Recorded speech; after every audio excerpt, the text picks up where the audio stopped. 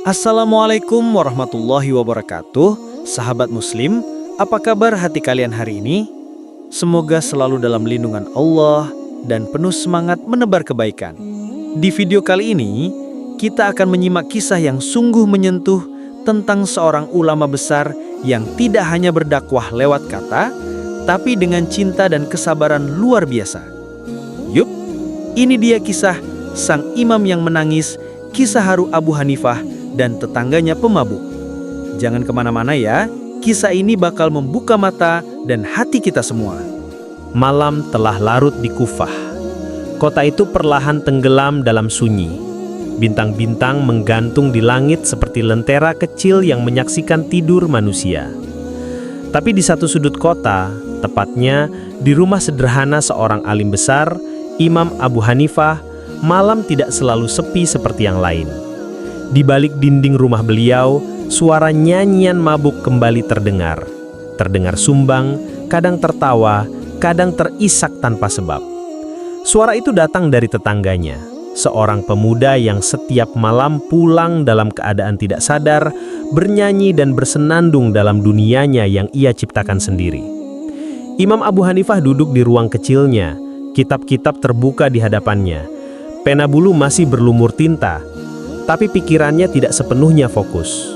Suara itu selalu datang di saat malam seperti ini, dan meski mengganggu, beliau tidak menunjukkan amarah, tidak pernah sekalipun menegur dengan keras atau mengeluh kepada yang lain. Ya Allah, ampunilah dia, lirihnya dalam sujud, berikan ia petunjuk, sebagaimana Engkau telah menunjuki hamba yang penuh dosa ini. Malam-malam berlalu, dan doa itu menjadi bagian dari rutinitasnya. Setiap malam yang terganggu, setiap suara nyanyian yang masuk lewat jendela kayu rumahnya, justru menjadi kesempatan baginya untuk bermunajat lebih lama, memohon lebih dalam. Tetangga lain sudah banyak yang marah, bahkan pernah mengancam pemuda itu. Tapi Imam Abu Hanifah berbeda. Ia melihat lebih jauh. Ia tidak melihat pemuda itu sebagai beban, tapi sebagai titipan dakwah. Sebuah ujian dari Allah untuk melihat sejauh mana sabar bisa ditumbuhkan. Suatu malam, sang imam sedang menutup kitabnya. Suara nyanyian kembali terdengar, kali ini disertai gumaman lagu yang tak karuan. Ah, dunia ini milik siapa? Bukan milikmu, bukan milikku. Abu Hanifah hanya tersenyum.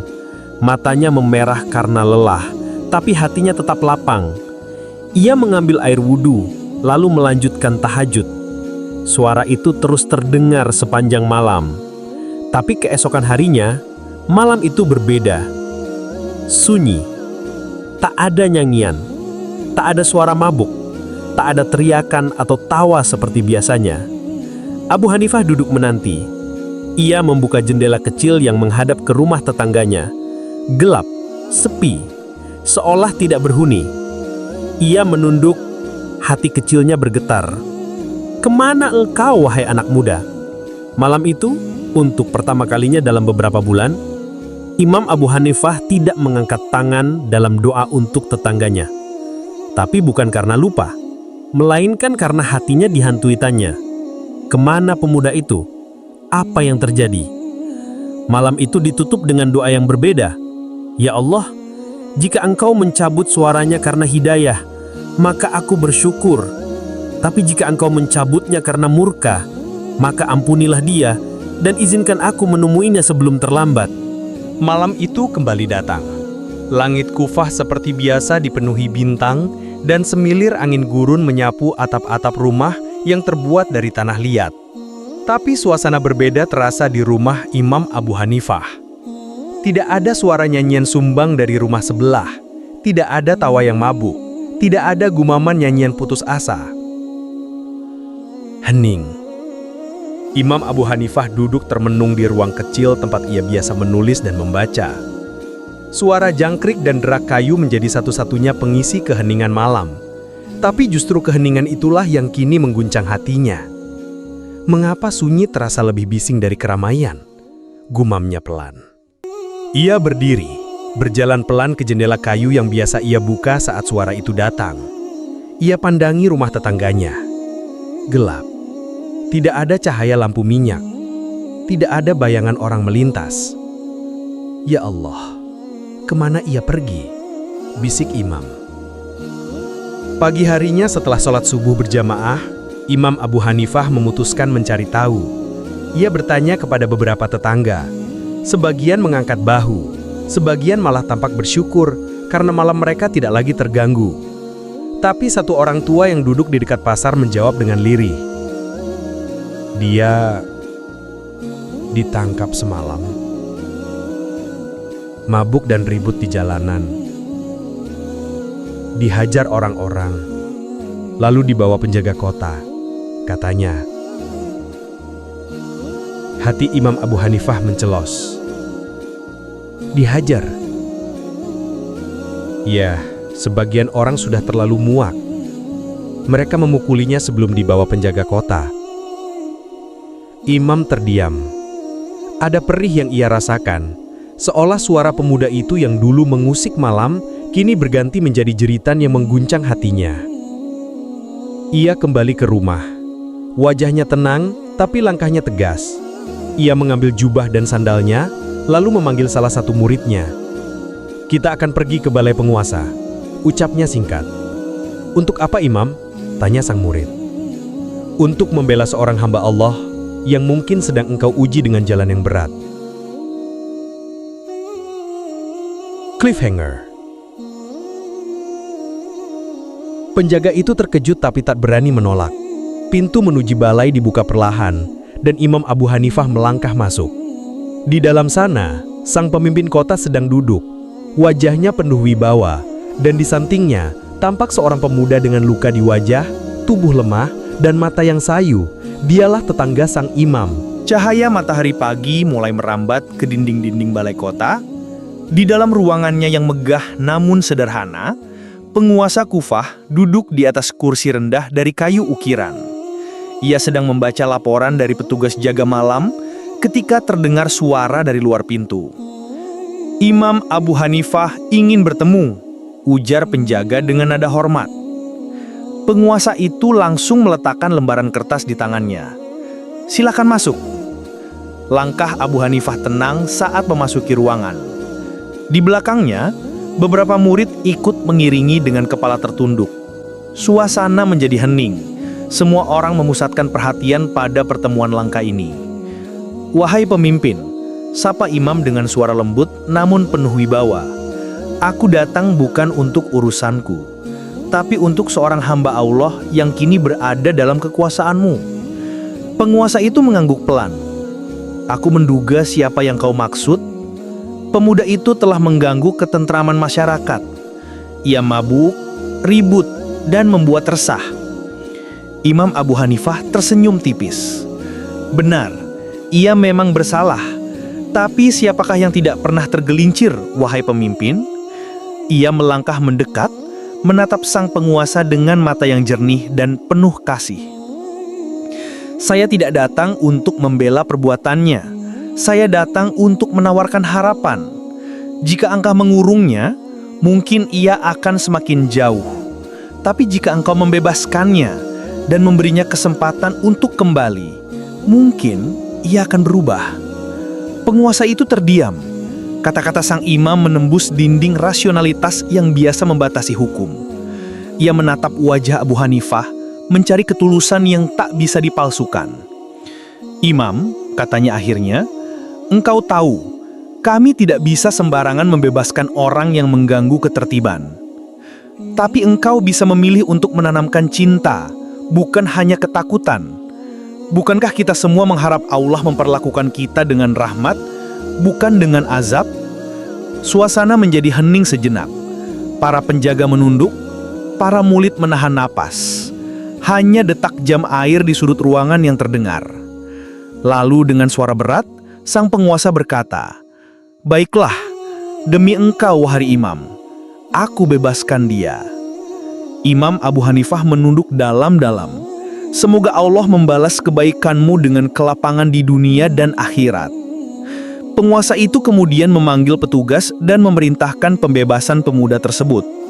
Tak lama dari balik ruangan belakang, muncul seorang pemuda dengan langkah gontai. Wajahnya masih tampak lebam, matanya sembab, rambut acak-acakan. Ia nyaris tak percaya ketika melihat siapa yang berdiri di depannya. Imam, suaranya serak, nyaris tak terdengar.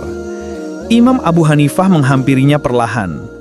"Mari pulang anakku, rumahmu masih menunggumu, dan pintu Allah tidak pernah tertutup." Cliffhanger. Pemuda itu menatap sang imam dengan air mata mengalir, tapi bukan karena luka, melainkan karena malu dan haru.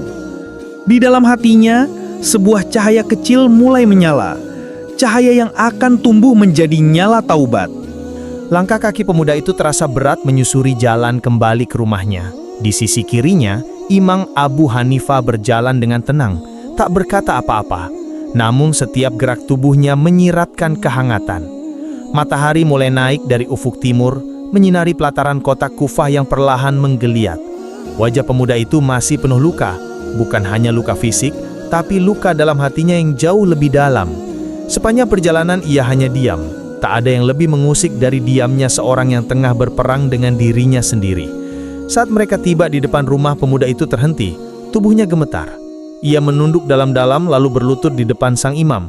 Tangisnya pecah. "Kenapa?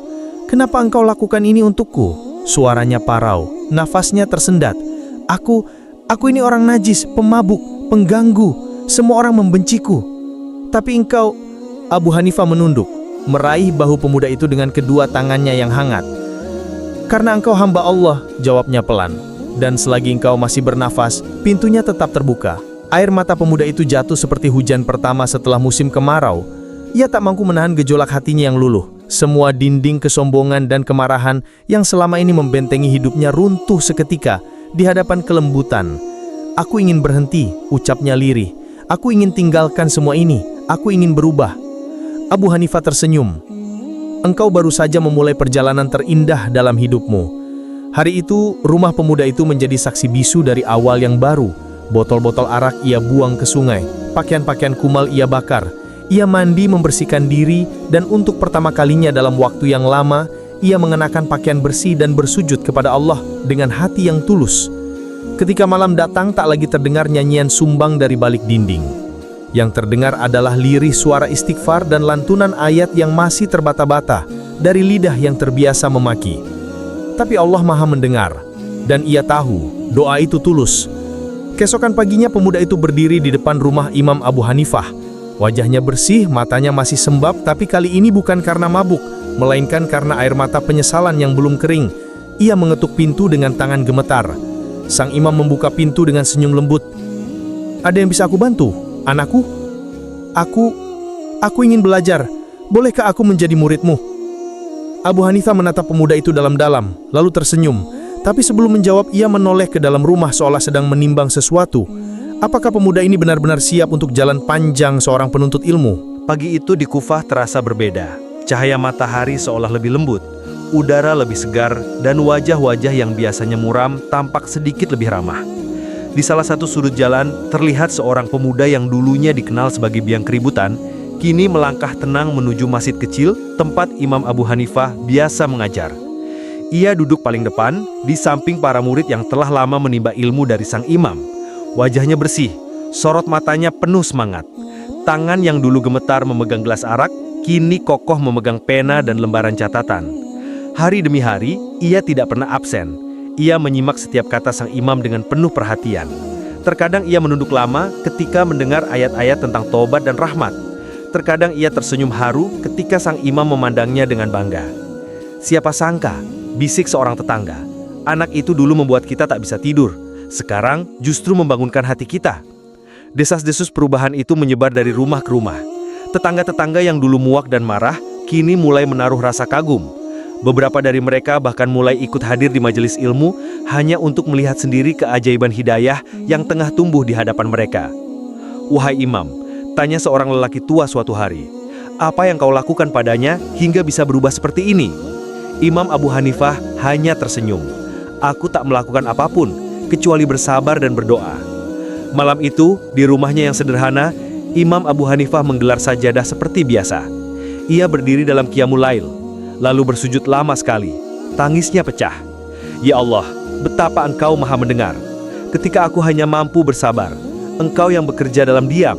Ketika aku hanya bisa berdoa, Engkau yang membolak-balikan hati. Dan ketika aku merasa tak sanggup, Engkau menunjukkan keajaiban-Mu. Air mata sang imam membasahi sajadah. Sujud itu bukan sekedar ibadah, tapi ungkapan syukur dari hati yang menyaksikan bagaimana kasih sayang dan doa yang tak pernah didengar manusia lain ternyata didengar oleh langit.